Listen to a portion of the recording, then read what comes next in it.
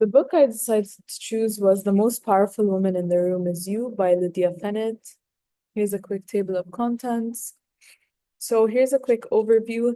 So the book was published in 2019, which is The Most Powerful Woman in the Room Is You, which is a compelling blend of a memoir and mentorship by Lydia Fennett, the global managing director and lead charity auctioneer at Christie's. Through personal stories, career-defining moments, and actionable advice, Fennett offers tools for women to find their voice, overcome imposter syndrome, negotiate with confidence, and lead with poise and presence.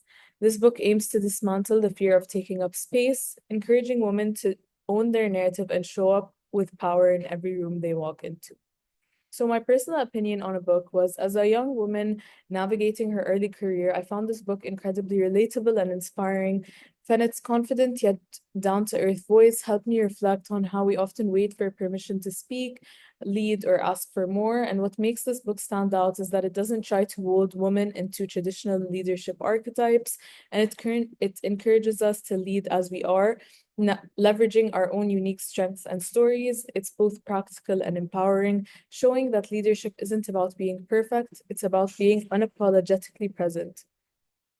So my top takeaways from this book is one, to command the room with confidence.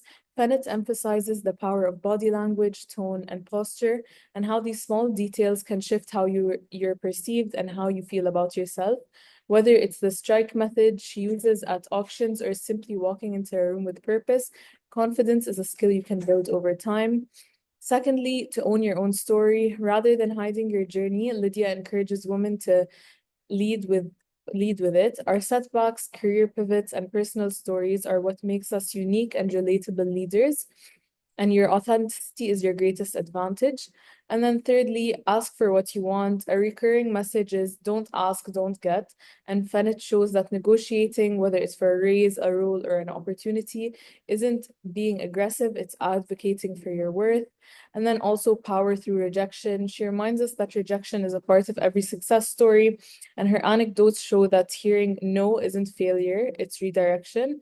And resilience comes from pushing through, not from perfection. And then finally, to support other women boldly, as Fennett believes in lifting other women up and being vocal about it. Mentorship, encouragement, and recognition create ripple effects of empowerment. And then connections to the classroom.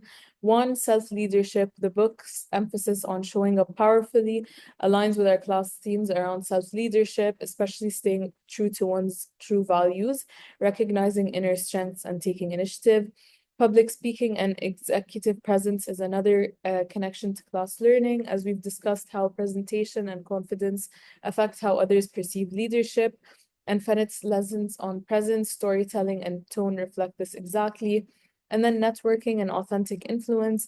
Lydia talks about building relationships not through formality, but through authentic connection. This supports what we've learned about networking. People remember how you made them feel more than what you said. And then finally, resilience in male-dominated spaces.